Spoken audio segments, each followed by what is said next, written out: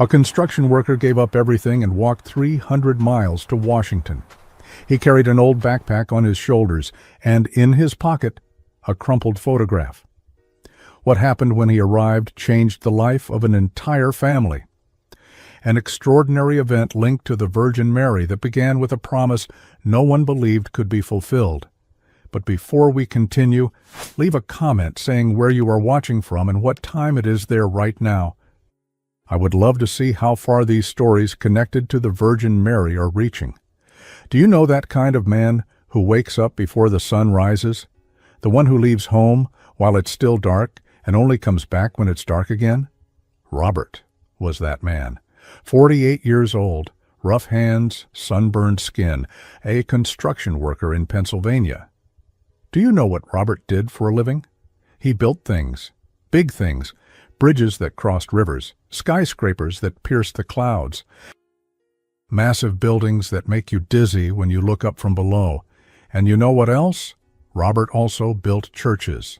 That's right, Catholic churches, with tall towers, colored stained glass, those heavy wooden doors. But here's the detail you need to know. Robert never went inside any of those churches to pray.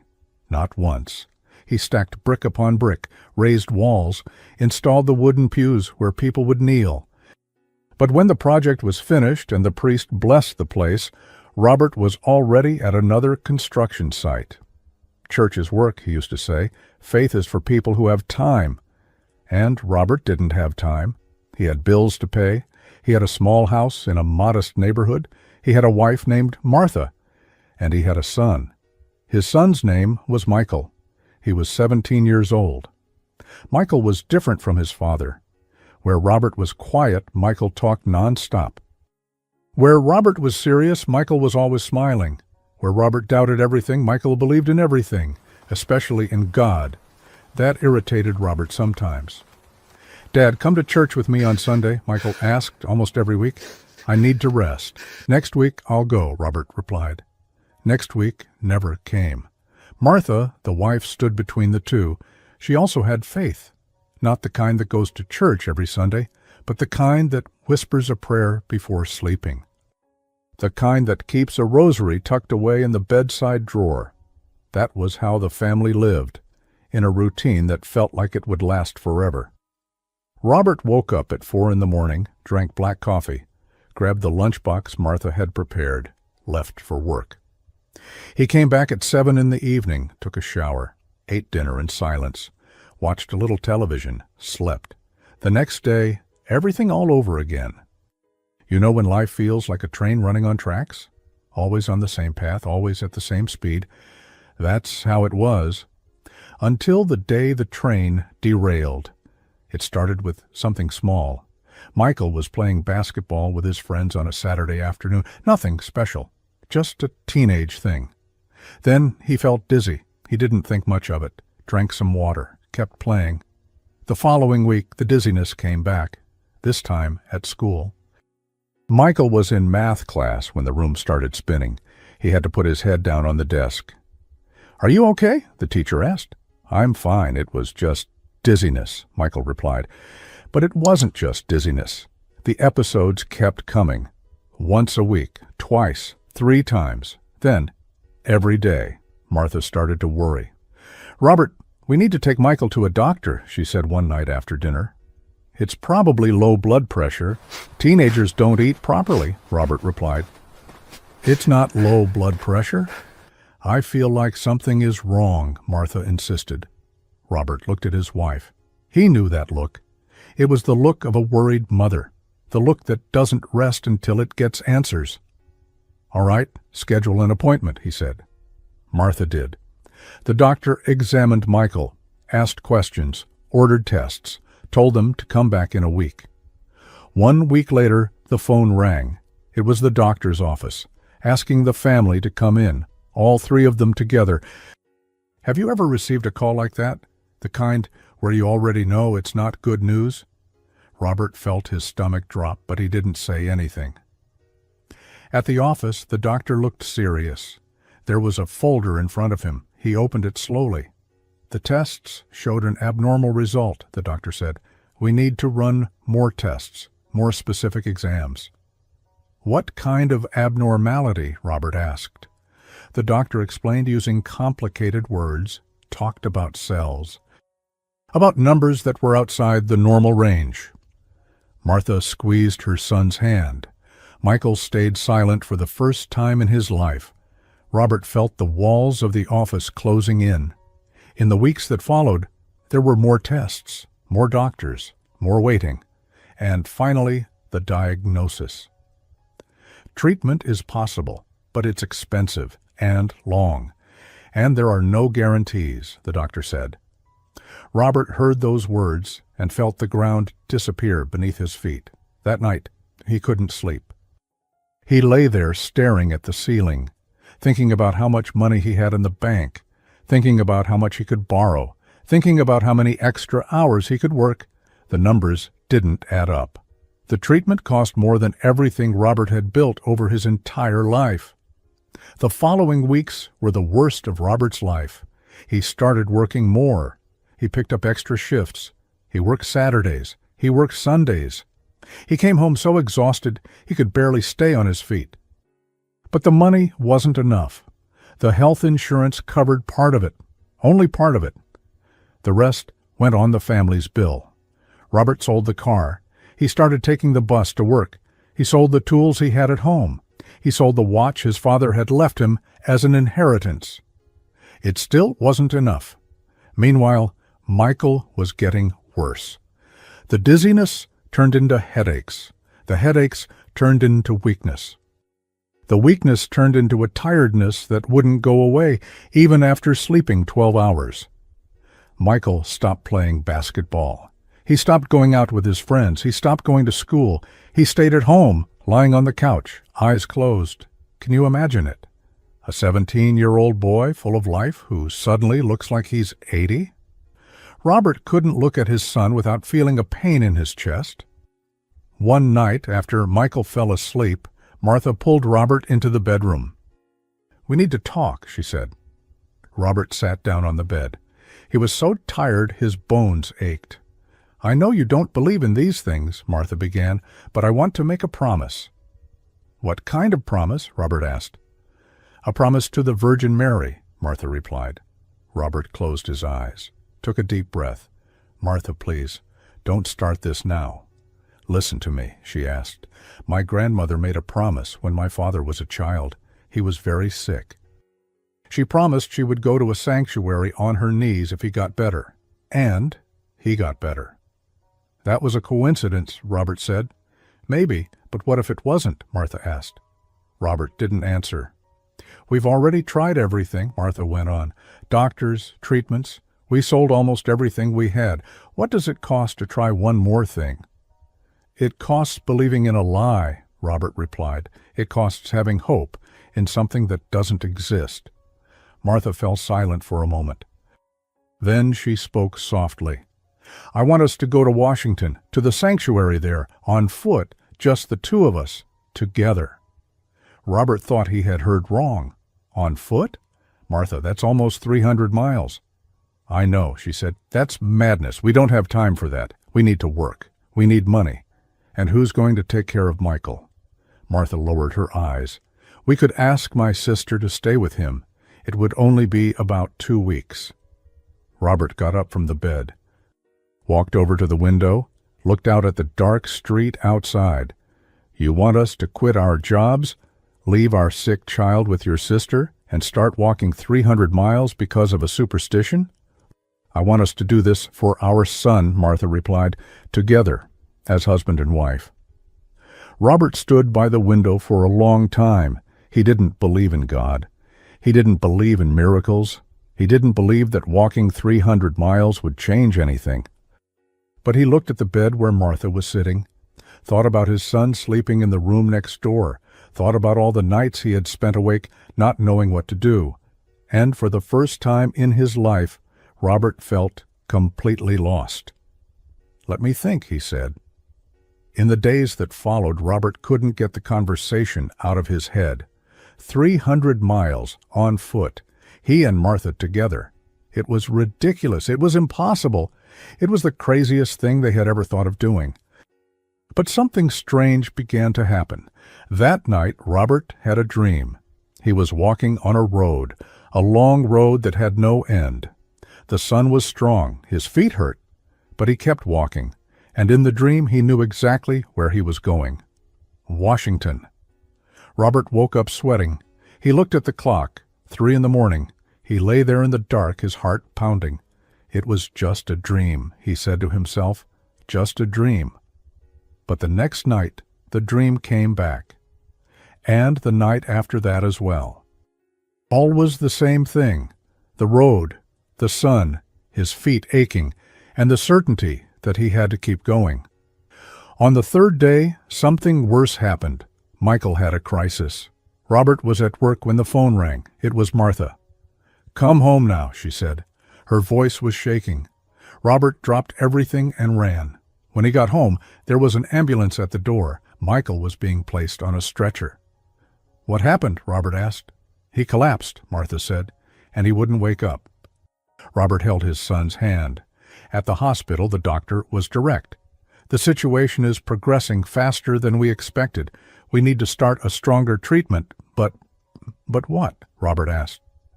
"I can't guarantee anything," the doctor said. "At this point, it's case by case. Some patients respond well, others don't." Robert felt his legs give way. He left the hospital and went to the parking lot, sat down on the curb, put his head in his hands, and cried. For the first time in many years, Robert cried. He cried out of anger, out of fear, out of frustration, out of helplessness. He had built bridges, he had built buildings, he had built churches, but he couldn't build a cure for his own son. It was there, sitting on that curb, that Robert began to think differently. The promise, the journey, Washington. He and Martha had agreed to go together. But now, looking up at the dark sky, Robert realized something. Martha couldn't go. Michael had gotten worse, much worse. Someone needed to be here. Someone needed to take care of him. Someone needed to be at the hospital when the doctors brought news. Someone needed to hold his hand when the pain came. And that someone had to be Martha. Robert stayed there for a long time, thinking, calculating, trying to find another way. There wasn't one. If the promise was going to be fulfilled, he would have to go alone. Alone, 300 miles, without his wife by his side.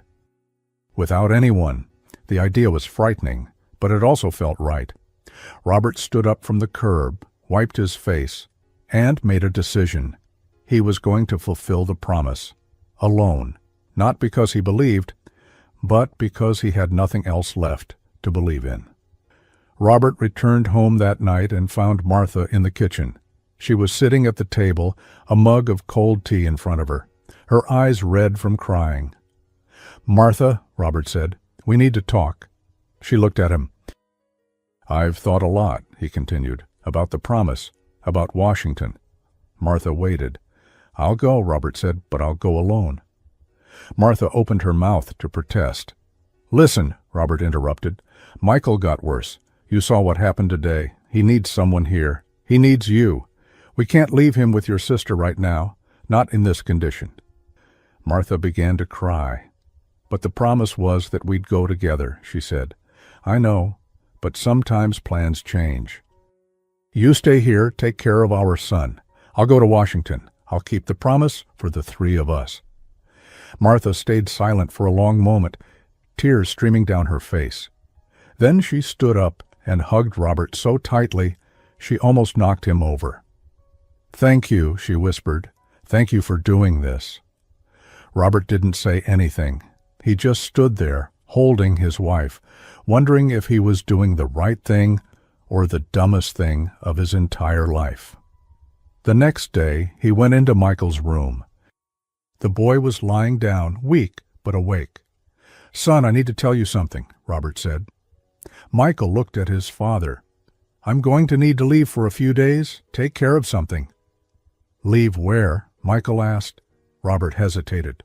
"Work," he lied. "A job outside the city, but I'll be back soon.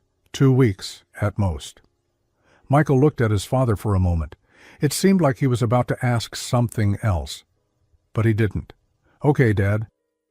Robert sat on the edge of the bed, ran his hand through his son's hair. "I'll come back," Robert said.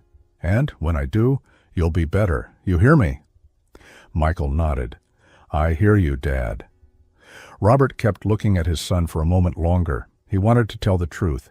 He wanted to say he was going to walk 300 miles for him.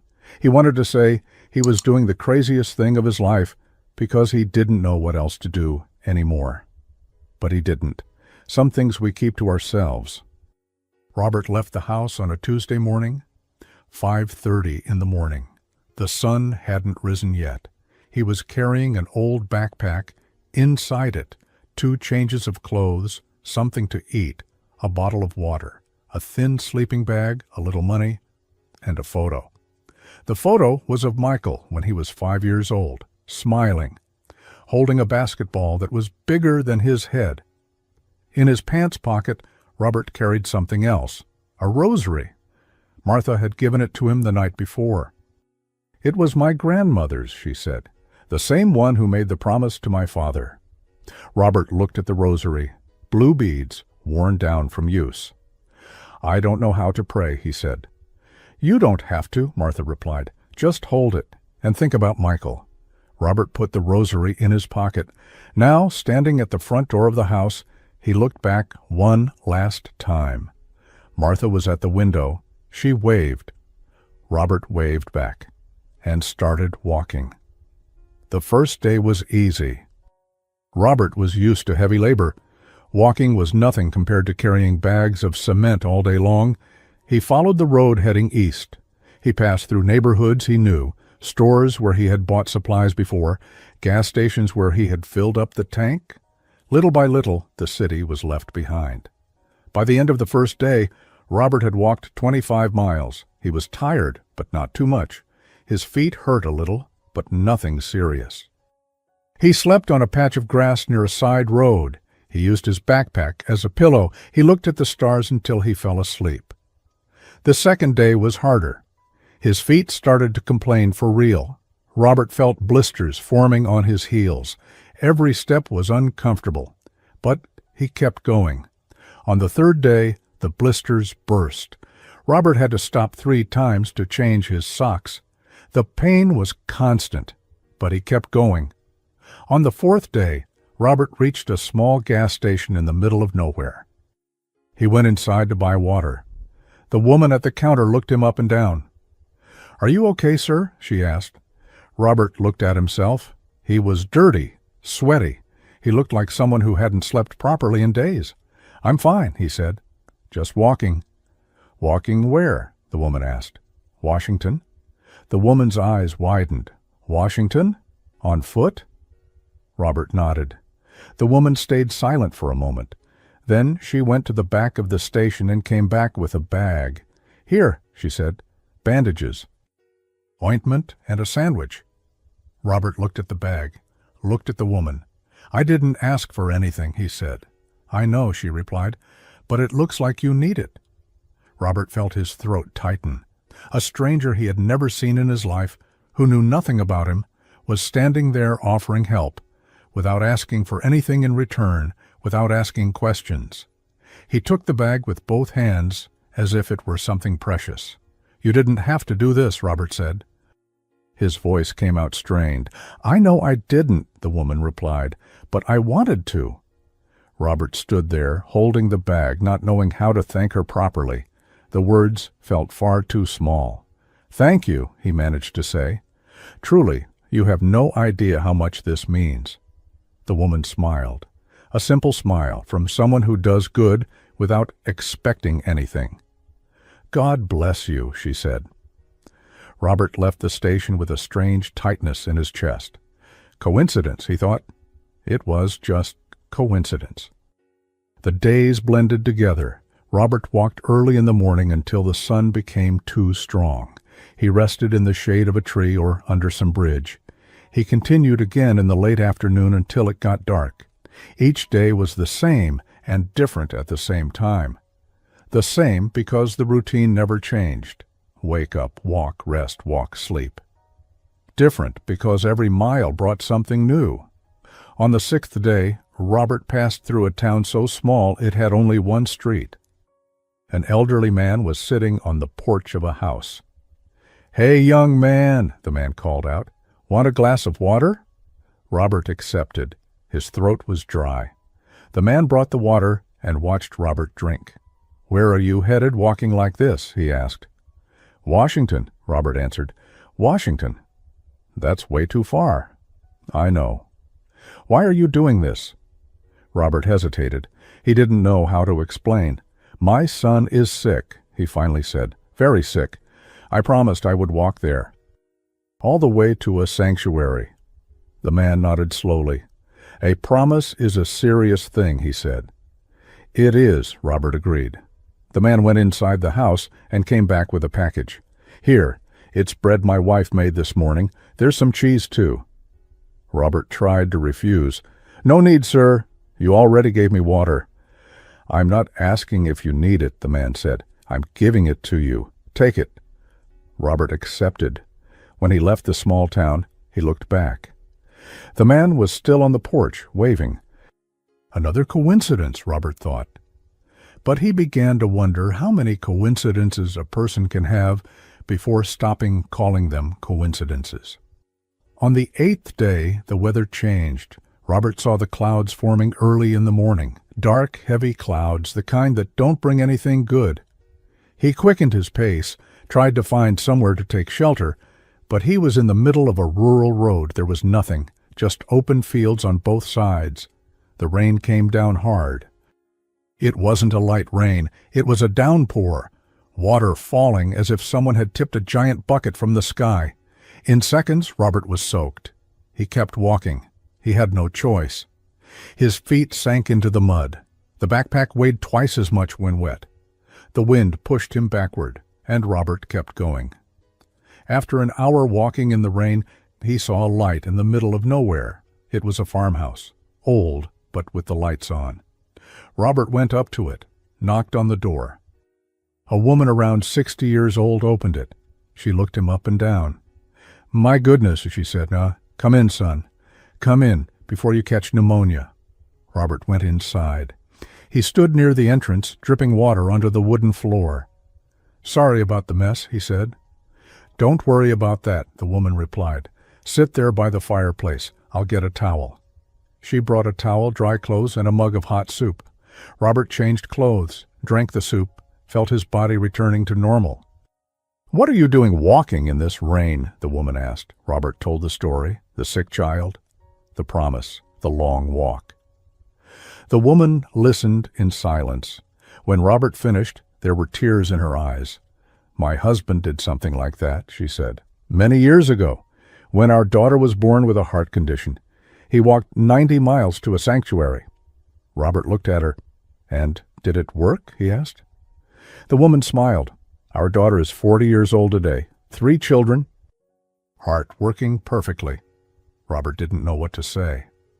"You can sleep here tonight," the woman said. "Tomorrow the rain will pass and you can go on." Robert slept in the living room of that farmhouse. He slept better than he had slept in days, and for the first time since he left, he wondered if maybe, just maybe, there was something bigger going on. Robert carried an old cell phone in his backpack, but it didn't help much. Most of the way was rural road, brush, nothing. The phone had no signal almost all the time. Robert looked at the screen now and then. Nothing. No bars, no connection. It was like being at the end of the world. On the 10th day, Robert reached a very small town. It barely had a main street. And the phone beeped. Robert stopped, looked at the screen. 1 bar of signal, weak, but it was signal. He called Martha, his heart pounding. Martha answered on the second ring. "Robert, it's me," he said. "How are things?" There was silence on the other end. "Martha," Robert called, "how is Michael?" "He got worse," Martha said. Her voice was unsteady. "The doctors are doing everything they can, but—" She couldn't finish the sentence. Robert felt his legs give way. He leaned against a pole so he wouldn't fall. "I'll go faster," he said. "I promise. There are about 125 miles left. I'll get there." "Don't get hurt," Martha asked. "Michael needs you to come back in one piece." "I'll come back," Robert said, "and he's going to get better. I know he will." He didn't know anything, but he said it anyway. Because sometimes we need to say things in order to start believing them. Robert ended the call and went back to the road. He started walking faster, feet injured, muscles screaming. But Robert didn't stop. 30 miles a day, sometimes more. His body was worn down, but he kept going. On the 11th day, Robert almost stopped. There were about 60 miles left. 60 miles, that felt like 1,000. His feet were a mass of blisters. His knees hurt with every step. His shoulders burned from the backpack. And his mind was even worse. The call with Martha wouldn't leave his thoughts. Michael getting worse, the doctors not knowing what to do, and him there, in the middle of nowhere, walking. Why? Robert stopped on the shoulder of an empty road, looked at the horizon, at nothing. "This is madness," he said out loud. No one answered, only the wind. "This is madness," he repeated. "I'm here, worn down, walking toward nowhere while my son is in a hospital." He sat down on the ground, took off his backpack, looked at his own trembling hands. "I'm going back," he decided. "I'll get a ride to the nearest town. I'll take a bus home. I'll stay with my son." It made sense. It was the logical thing to do. Robert was already getting up when he felt it. A smell. The smell of roses. He stopped, looked around. There was nothing there, just the road. Just dry brush, just dust. But the smell was there, strong, sweet, as if someone had placed a bouquet of roses right beside him. Robert stood still, breathing in that impossible scent. And along with the smell came a feeling, a certainty that made no sense, that he needed to keep going, that he was on the right path, that he was not alone. The smell lasted about 30 seconds, maybe a minute. Then it was gone. Robert stood there, unmoving for a long time. It could have been an illusion. It could have been exhaustion. It could have been anything, but it didn't feel like that. It felt real. Robert put the backpack back on, stood up, and started walking again. 60 miles he was going to finish. On the 12th day, Robert collapsed. He was walking along a secondary road when his legs simply stopped working. He dropped to his knees on the asphalt. He tried to get up. He couldn't. He tried again. His legs wouldn't respond. Robert stayed there on his knees in the middle of the road with the sun setting in front of him. And he began to cry. It wasn't the cry of exhaustion. It was the cry of someone who had reached the limit. "I can't do this anymore," he said out loud. "I tried. I swear I tried, but I can't do this anymore." He put his hands on the ground. He felt the hot asphalt against his palms. "If you exist," he said, "if God exists, please, help me, because on my own I won't make it." It was the first prayer of his life. It could barely be called a prayer. It was more like a shout, a desperate request from a man who believed in nothing, but who had nothing left to hold on to. Robert stayed there on his knees for a long time. The sun went down, the stars appeared, and then he felt it, something strange, a calm that made no sense, a peace that came from nowhere. Robert was still on his knees, still exhausted, still with his legs completely worn out. But something inside him had changed. He stood up. He doesn't know how, but he stood up, and he kept walking. The last 3 days were the hardest and the easiest. Hard because Robert's body was at its absolute limit. Every step was a victory over pain. Every mile was a battle. Easy because Robert was no longer fighting alone. He couldn't explain it. He couldn't put it into words. But there was a presence with him, a feeling that someone was walking beside him. On the 14th day, Robert saw the sign. Washington, D.C., 19 miles. He stopped, looked at the sign, read it again. 19 miles. 19 miles to go. Robert felt the tears coming back, but this time they were different. Tears of someone who is arriving. He walked more slowly in that final stretch, not out of exhaustion, out of respect. Every step was a prayer now. Every mile was a silent conversation with someone he couldn't see, but could feel. At the end of the 15th day, Robert arrived. The sanctuary appeared in front of him, large, imposing. With that architecture he knew well. He had helped build churches like it, but he had never entered one. Robert stopped in front of the sanctuary, looked up. His legs were shaking. His whole body ached. His feet were ruined. But he had arrived. 300 miles, 15 days, a man who believed in nothing. Robert entered the sanctuary. It was almost empty. A few people sitting on the benches, candles burning, that kind of silence that only exists in places like that.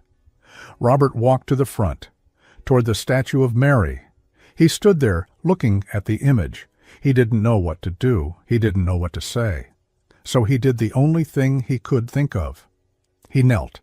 For the second time in his life, Robert knelt to pray. But this time, it wasn't out of despair. It was out of gratitude. "I made it," he whispered. "I don't know if you hear me. I don't know if you exist the way people say. But I came. I kept my promise." He took Michael's photo out of his pocket and placed it in front of the statue of Mary. "This is my son, Michael. He is sick, very sick. I walked 300 miles for him. I did it because there was nothing else I could do." Robert felt the tears running down his face. "Take care of him, please. I'm not asking for something impossible. I'm asking for a chance. Just one chance." He stayed there, kneeling, for a long time. I can't say how long, maybe minutes, maybe hours. When he stood up, Robert was a different man. He was no longer the skeptic who had left home 15 days earlier. He was no longer the man who thought belief was a waste of time. Something had changed, something he couldn't explain. Robert went back home by bus. He didn't have the strength to walk another 300 miles, and he needed to get there quickly. When he walked into the house, Martha ran to hug him. "You did it," she said. "You really did it." "I did," Robert replied. "How is Michael?" Martha looked at him with a strange expression. "Come see," she said. Robert walked to his son's bedroom, his heart pounding. Michael was sitting on the bed, sitting, not lying down. "Dad," he said, and he smiled. That smile. The same smile he had when he was 5 years old. "The doctors don't understand it," Martha explained. 3 days ago, he started getting better, just like that. The weakness is fading. They said they've never seen a reaction like this. Robert looked at his son, then at his wife. 3 days ago. The same day he had collapsed on the road. The same day he had prayed for the first time. Coincidence? Robert didn't know anymore. He didn't know anything anymore. He only knew that his son was getting better. And that, for now, that was all that mattered. The following weeks were filled with waiting. Michael kept improving, slowly, gradually, but improving. The doctors ran tests, scratched their heads, said it was an atypical response to the treatment. They never used the word miracle, but Robert knew. Deep down, he knew. 1 month later, Michael was walking around the house again without help. 2 months later, he was eating properly again. 3 months later, the doctors delivered the news. The treatment had worked. Michael was in remission. "We still need to monitor him," the doctor said. "But for now, things are very good, much better than we expected." Robert shook the doctor's hand. "Thank you," he said. "For everything." The doctor nodded. "I did my job, but something beyond my job happened here. I can't explain it. I only know that your son was very fortunate." "Fortunate?" Robert almost laughed. But he didn't say anything. The family's life changed after that. Robert continued working in construction. But on Sundays, he woke up early for a different reason. He went to church, with Martha, with Michael. The three of them together. At first, Robert felt out of place. He didn't know the prayers. He didn't know when to stand, sit, or kneel. He watched the others to imitate them. but little by little he learned. When someone asked why he had changed, Robert told the story of the 300 miles. I don't know if it was a miracle, he always said. I don't know if it was coincidence. I don't know if it was luck. I only know that I was a man who believed in nothing, and today I am a man who believes that there is something greater than us. Martha kept the blue rosary in a special little box. The same rosary that had belonged to her grandmother, the same one Robert had carried in his pocket throughout the entire journey. Michael finished high school, went to college, started dating a young woman named Emily. Life went on, as life always does. 6 years passed. Michael was 23 years old, healthy, strong, working as a physical education teacher. On an autumn Sunday, Robert woke up early and went to his son's room. "Wake up," he said. "We're going on a trip." Michael rubbed his eyes. "A trip? Where to?" "Washington," Robert replied. Michael sat up in bed. "Dad, are you crazy? Do you want to walk again?" Robert laughed. "No, son. This time we're going by car." They left the house on a clear morning. Robert was driving. Michael sat in the passenger seat. They talked the entire way about life, about the past, about the future.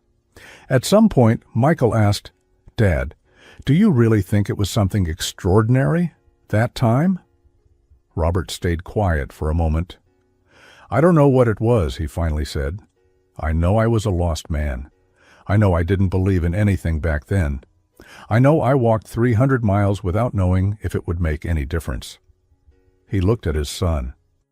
"And I know you're here, sitting next to me, alive, healthy, talking to me." Michael nodded. "That I know too," he said. They arrived in Washington late in the afternoon. Robert parked the car near the building. The two of them got out. They stood still in front of it. "The last time I came here," Robert said, "I could barely stand. My feet and my body were completely worn out." He looked at his son. "But I went inside. I asked for you to be well." Michael placed his hand on his father's shoulder. "And I was," he said.